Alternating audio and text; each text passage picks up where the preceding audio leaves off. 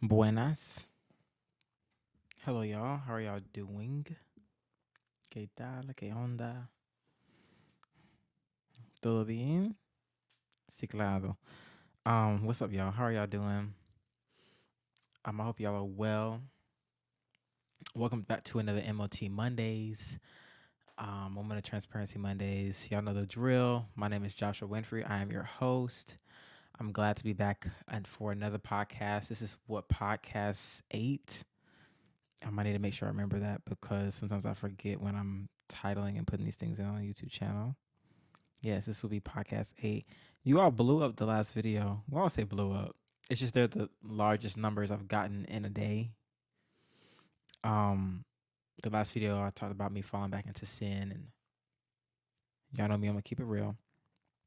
Not gonna fake the floss. Not gonna fake the funk. Gonna keep it real with you about my struggles. Um, as always, I'm gonna have all the socials over here, so we move out the way so y'all can see them. Sorry, y'all. It's Joshua Winfrey one on Instagram, Joshua Winfrey on TikTok, Joshua Winfrey pretty much everywhere. The only other places that is Joshua Winfrey one is Instagram and Facebook. I recently went on Facebook and saw that one of my videos did pretty decent when it comes to views. I was like, oh, maybe I should try this more often. Um, Make sure y'all subscribe here, subscribe to the audio podcast. All the links will be in the description below. Um, yeah, so I'm gonna hop right into it. I don't think this should be a long podcast, but again, I don't ever know. Thank y'all again for joining. This is just going to, like always, so let me talk about my week. At the beginning of this past week, what happened? I don't remember. This week has been pretty chill. A part of me has been a bit nervous about this car. So I was expecting that I was going to be buying a car on Friday. That was 2 days ago. I'm recording this on a Sunday. And so got to the dealership. Everything went well. Honestly, I went there for a specific car. Um, the car that I test drive wasn't even the car that I originally wanted. It was something that was on my radar, but I wasn't looking at it. I was looking at something a lot less expensive. Same kind of car, just a lot less expensive. And got to the dealership, test drove it. And I was like, I want this car. I got these papers from this lender. And they pre-approved me, but I didn't know it was a soft pull, so it wasn't really a full pre-approval. Anyway, they ran my stuff into the system. They came back. I got approved. The only issue is that they wanted a certain amount of money for the down payment. I only had a little bit of. I didn't have not even a little bit. I had it. I had at least like 80% of the money. I was missing like another like I was missing some money. But, the interest rate was really high, which I expected because I made some mistakes with my credit, made some mistakes with the last car that I had. I got it repossessed for those of y'all who don't know.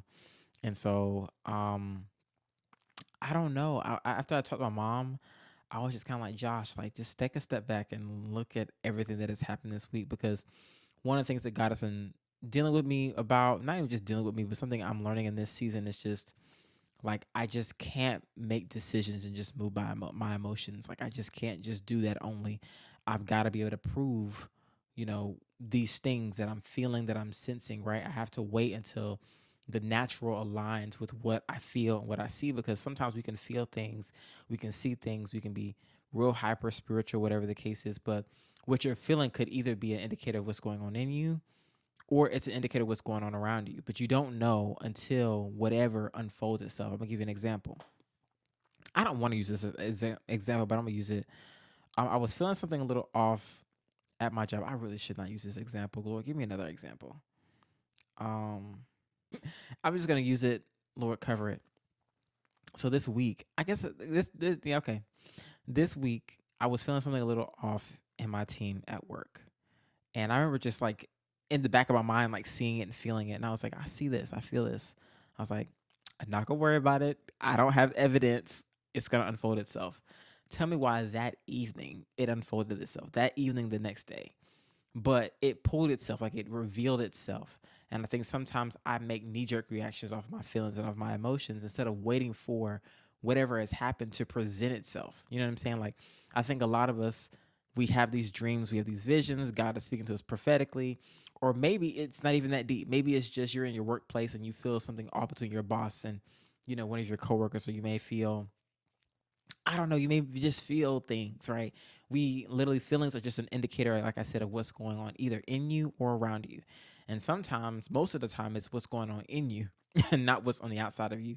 And I think you have to wait for things to manifest themselves either from you or another individual for you to know whether one thing is the other. And so, one of the things I feel like God has been dealing with me in this season is making sure that I'm making calculated decisions, that, okay, I have these feelings, I have these emotions, I see this, or whatever the case is, not negating this sense, it's a spiritual sense, but also be like, okay, cool, this is my gut, but let me take a step back, because sometimes my gut could just be revealing that I have some trauma I need to heal from. Maybe my gut is just revealing that, or these feelings that I have are just revealing that there's an area of my life I need to be healed. You get what I'm saying? I feel like a part of the reason why I'm here at my dad's house right now is because there's some father wounds I need to heal from with my dad. I need to get his perspective on why he did what he did so that I can actually move forward and heal. One thing I know for certain, and this is something I just really hate about when people say, this is just who I am, this is how I function, this is what it is. I don't like that kind of talk, because your feelings, like I said, are either an indication of what's going on around you or what's in you. And sometimes that is an excuse to not address or not to be better. You know what I'm saying? You just saying this is just who I am. This is who I am. This is how I talk. Da, da, da. Something my dad said this week. He was like, I was talking. I was like, Dad, everything doesn't have to be a lesson. You don't have to be teaching every time we talk. Why can't we just have conversations where we're talking about nothing? Like, why can't we just talk about nothing? Like, where are those kind of conversations at? Where are the conversations where I can just be on the phone with you talking about nothing? Like, you know what I'm saying? That's how you know you have a really good relationship with somebody, when you can be on the phone and y'all not be talking. And y'all just literally talking about nothing. Y'all not trying to fix each other. Y'all not trying to be perfect. And so now with me, now I'm nitpicky at myself. Now I don't give myself grace. I don't allow myself to make mistakes. I fall and I mess up and I feel like the world is over. It's because I was nitpicked at as a child. And I don't know why I'm bringing this up, but this is just one of those kind of examples. I don't know where this came from. But just in general, like, we've got to be kinder to ourselves. We have to give ourselves grace, because God's grace is sufficient. So you're withholding yourself from grace when you don't give yourself grace when you make mistakes. Again, even last week when I fell twice and had sex, and I just thought the world was over, I had to just take a step back, and I'm like, you know what? Not that God is saying this is a free for all, because I would never do that, right? But at the same time, it was kind of like I had to kind of get to a space where it's like, not that I don't care about sin, but I have to just kind of like, for me, okay, y'all, I hope y'all just hear me. For me, I have to just kind of let things happen. If I sin, and this is okay, if I sin and I fall short, because we all fall short of the glory of God every day. If I fall back into homosexuality, that means there's something residing in me that has not been resolved. And in me falling, I now get to expose whatever is in me so that it can be healed. But if I'm always on the fence and I'm trying not to sin, I'm just delaying my healing. So sometimes God will use your sin and you falling to reveal the root issue of why you do a thing so that he can fix it. And that's why I feel like even a video I made, like, we're meant to be dirty. Because then you being dirty and you being put on game to your issues is God revealing the issue why you do that thing so he can resolve it so that you can move forward. And this is what I wanted to say. Literally, healing, the epitome of healing is either is a resolved Lord, give me the words. The definition of healing, real healing, is resolving issues or resolving your feelings, your hurts, or it's resolving your perspective on something that's not accurate. Your feelings are not fact. Let's just go ahead and just say that real quick for everybody to know. How you feel is not a fact until there has been evidence to prove what you're saying, right? For me, right? I felt earlier this week that there was something off going on in my job, right? I was like, okay, I feel this, but I don't know this for certain. So what am I going to do? I'm going to take a step back and I'm going to wait for it to reveal itself. I'm not just going to go run my mouth and talk and say, I feel this and I. No, I'm going to slow down and I'm going to let the situation reveal itself, because if my gut is right, it will reveal itself.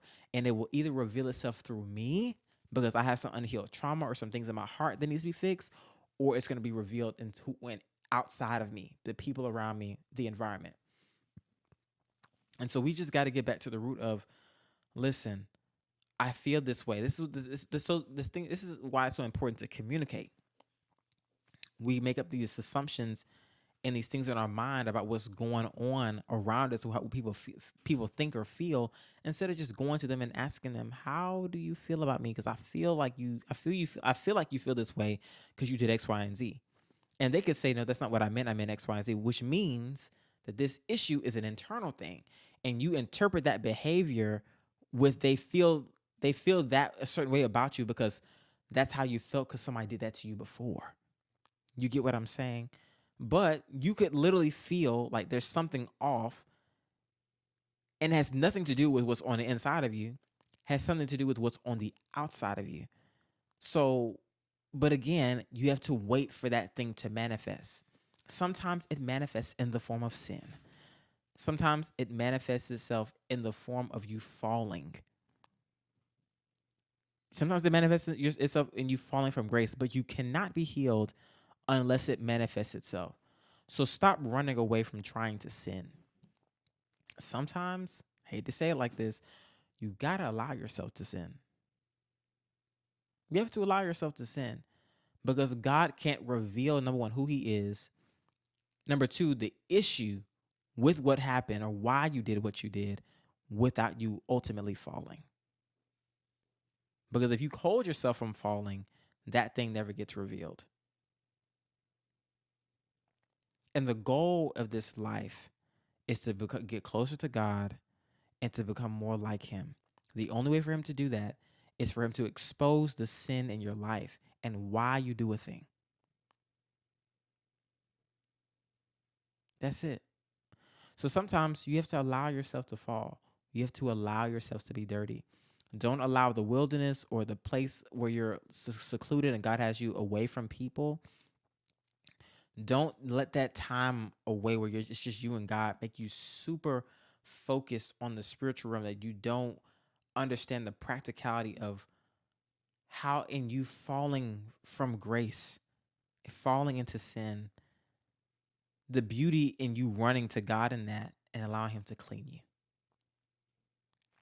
But if you're holding yourself from sinning and trying to micromanage your salvation and trying not to fall, you're ultimately delaying your healing and your deliverance.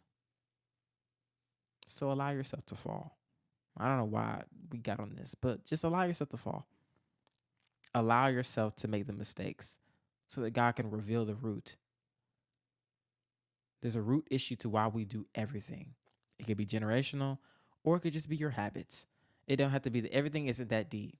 But sometimes the falling is what reveals, for instance, like as an example, you go running and you feel the same pain in your leg in one spot every single time. But that pain wouldn't have been revealed unless you ran.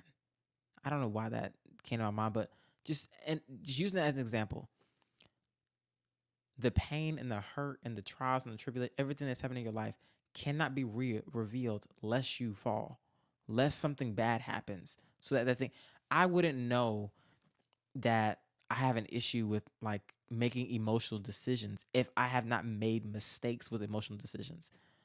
I have been hasty when it comes to buying cars, when it comes to buying apartments. The last car that I had, it was a hasty decision. I wanted a car. I just went for it. I mean, honestly, let me think. It was in my budget. Maybe it wasn't a hasty decision. I don't remember. Was it hasty? No, I don't think it was hasty. It was in my budget. I could afford it. My apartment was definitely a hasty decision because I could not afford that. I was barely making $2,000 a month, and I literally was like I was only bringing like about maybe 2,000, 2,500, maybe, really only two. And my rent was $1,400. Like that was not practical at all. I did it because honestly, feeling like pressured from my family, not even from my dad. Again, that's why I feel like I'm here to resolve these things. I'm not mad at my dad about it. It's what it is. But again, like in hindsight, let me back up. So I'm like, this week I went to look at an apartment. And there was a guy, and he's renting out this room, and it's a good price. Like I don't think it's a bad decision, but again, it's a hasty decision where like my parents aren't forcing me out, but my dad, like sometimes he'll just get to talking, he'll just get to teaching, he'll just get to talking and the teaching, and I don't know if it's fear, I don't know if it's just I feel like I just have to do what he tells me to do. Like I just grew up in a household where I didn't make decisions for myself. I'll talk about this a lot. When I went to college, it was the first time that I actually got to make decisions for myself that weren't decisions my dad made for me. And my dad never talked about this before, but like I felt like I was thrown to the wolves, essentially.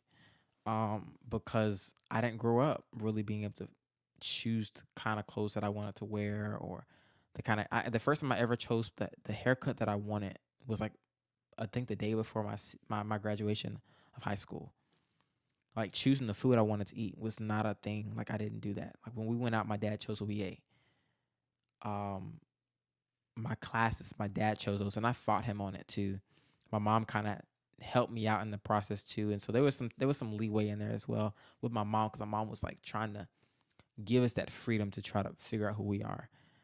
Um, but these are things I feel like God is exposing in me now, and I think even some of the root of if there's anything left in me regarding homosexuality, right, or any perversion or lust or anything, it just stems from my father wounds. So I feel like while I'm here at my dad's house, God is exposing those things. But yeah, in general, y'all, like extend yourself grace. If you fall, you fall. I think we have to kind of have this mentality where we're so knowledgeable of who our father is that we don't hype up sin. Sometimes we don't see the harm in talking about sin and spirits and demons and casting. We don't see the harm in talking about these things so much because you're subconsciously evoking fear in people and making them super conscious of spiritual things. And it's not that God doesn't want us to have an understanding, because I have an understanding of spiritual things now where it's like, okay, cool. Now I know, all right, in some instances, in some cases, I need to be a little more spiritual. Maybe there's some things I shouldn't watch. There's some things I just shouldn't consume. On the other hand of it, it's like I'm in the world. Like I'm not of it, but I live in it. I'm a human being.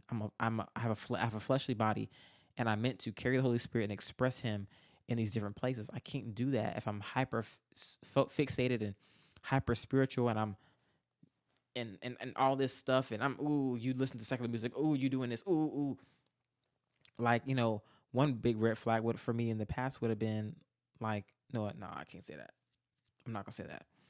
But just like I've been so focused on the spiritual realm that I forgot about what it feels like just to connect and build relationships with people in the natural and just be a human. In our humanity, in you being human, again, you're not Jesus wasn't just the Son of God, He was the Son of Man. Which is why when you read the Bible and you see how he was talking to God about how he felt like God forsook him, and then he can't hit the conclusion of this scenario was, Lord, not my will, your will. He was displaying something we have to do every day. Be transparent. I feel like this, but Lord, not my will, your will. I submit my will at the feet of Jesus. You get what I'm saying? So stop trying to negate your humanity, trying to be super spiritual, trying to control your spirituality and make everybody do what you do. No, you're actually evoking a level of fear, manipulation, and control, which is a form of witchcraft, being too super spooky spiritual. You were never meant to just sit in the spiritual realm. You were meant to go into the spiritual realm when God allowed you to. Not even when God allowed you to. You were meant to commune with God in that space. When I guess you could say when God allows you to, because when it comes to the spiritual realm, you should only go in where God allows you. You shouldn't go roam and try to figure it out. That's not where you rule, reign, and have dominion. You rule, reign, and have dominion over the earth. That's why God gave you free will, because He trusts you with it, not over the spiritual realm. Listen, go where your grace is at. Okay, go where your grace is. You are going to have more victory trying to defeat the enemy on a level playing field in the natural, because the enemy, he can torment your mind all day long. You get what I'm saying? But in you enacting something, and you sinning or whatever the case is, that's a matter of your will. which goes back to what I was saying.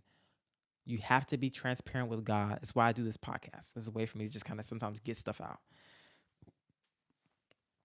You got to just be transparent and lay all your cards out. I feel this. I sense this. I did it. Lay it all out. Speak it. Get out of you. And then, God, how do you feel about it?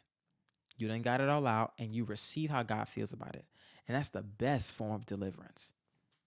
I could go into all these different forms of deliverance and all these different spirits, but none of it matters because the best way to get deliverance is you being transparent with God, is you laying your cards out and being honest with yourself about how you feel. Some of y'all are just not being honest with God about how you feel about certain things. You aren't just brutally honest with God and yourself about how you feel. And until you do that, deliverance and healing is going to be held up, right? So it's imperative that you're just transparent with God. That's the best form of deliverance. Crying out to God when you are hurt, crying out when there was something that you wanted and you didn't get. When I tell y'all, I almost feel like crying when I didn't get that car a couple of days ago. But I knew that, Josh, take a step back and stop making a hasty decision. This is the car that you really want? Okay, cool. Put the work in to get it. I didn't start working on my credit. God blessed me with all these finances. He gave me the resources and things that I need to get what I want. Don't make a hasty decision. Put the work in to get what you want. Faith without works is dead, right? And this is something God dropped in my spirit as I was leaving the car dealership. Faith without works is dead. We think that faith is, I just trust God, trust fall. That's not what faith is at all. Faith is you put the work in and you grind it out. And everything that you cannot control, you put in God's hands. So if there's something that you can do in your will and in your power the power that God gave you, if there's something that you can do in order to achieve or go after a goal, do it. And everything else that you cannot control, well, you leave it to God. That's what real faith looks like. Some of y'all believe in God for deliverance, healing, and all these things, but you haven't put the work in to walk away from that sin and to put it down. You haven't put the work in to listen. If I have to literally sit over here and withdraw from these drugs or whatever the case is and go through this pain, I'm gonna go through it because my will belongs to me. God gave me a will. He gave me free will. It belongs to me, and I'm going to exercise it and leave the rest to God. The spiritual realm, let God handle that. Let God handle the spiritual realm stuff. And if God wants you to do something, if He wants to give you wisdom in an area regarding the spiritual realm and spiritual practices, then He's going to give you that wisdom in order for you to enact that. But if He doesn't, that means He's going to take care of it. So I was hurt about the car, y'all. I was hurt, but I knew I just got to do what I got to do. I got to get my credit together, save my money, and stop trying to go out there and just take what is just handed to me and let me just go get what I want. What do you want? And put the work in to get it. Put the work in to get it. What do you want? I'm simply talking about God. I want to learn Spanish. I want to do it. Put the work in to get it. Why haven't you begun to work in the direction of the things that you want? You want to be a consecrator? Get up and go get it. Things will not just be handed to you on a silver platter. The same practices of this world, where you see Jewish people and all these people in the world making millions and billions of dollars, they just applied themselves to working hard. One thing I love about my boss and seeing her work ethic, this woman works 7 days a week. Now, again, I think we should rest one day out of the week. And don't get me wrong, I think she rests, but she works hard. And we think us as Christians that we don't that saying that we because we're Christian we don't have to do that. Oh, we just get what we want. That's not how this works. There are practical things you must do in order to reach a goal. That don't mean that you out here doing this stuff by yourself. But just think about this. Not only do you have to do the same amount of work that the world does, because these are just fundamentals, these are just practical things. Because you have God on your side, you get the reward of your works and then some. Something that people that aren't believers don't get. You get what I'm saying? Anyway, y'all get what I mean. But yeah, I think that's all I have. But I'm just like y'all, like it's just apply yourself. Faith without works. Just think about that for a second. Faith without works is dead. So if you're not doing any work, you have no faith. Period. If you're not practically doing the things that needs to be done, God is not going to sit up here and make you walk away from sin and put pornography down. He ain't going to make you. Essentially what you're saying, even though this is not what you would mean, this is not your intent, but this is what you're saying with your actions. You want this. You want that sin. That's what you're saying. So walk away. If you got people around you in your circle that are doing things that you don't want to do anymore. I used to feel bad too when I cut off the people in my life that were still living the homosexual lifestyle. They thought I was being judgmental. No, I just don't want to live this life no more. If you want to live that life, that's up to you. I don't want to live that life no more. It just is what it is. When you change your behaviors and you start moving in a different direction, you shed people because you no longer identify with their behaviors. You don't like it anymore. So people fall off. People leaving your life is also a sign of deliverance. If you're still hanging out with the same old people, I hate to tell it to you, you may not be growing spiritually. But anyway, I love y'all. I don't know what I'm gonna name this podcast, but we'll figure it out. Anyway, may the Lord bless you and keep you. I told myself I was gonna learn this in Spanish. Let me see. I'm gonna figure it out. No, I know Lord is Senor. May the Lord bless you and keep you. May the Lord make his face shine upon you and be gracious unto you. May the Lord look upon you with favor and what? Give you peace. Los amo a todos. Adios.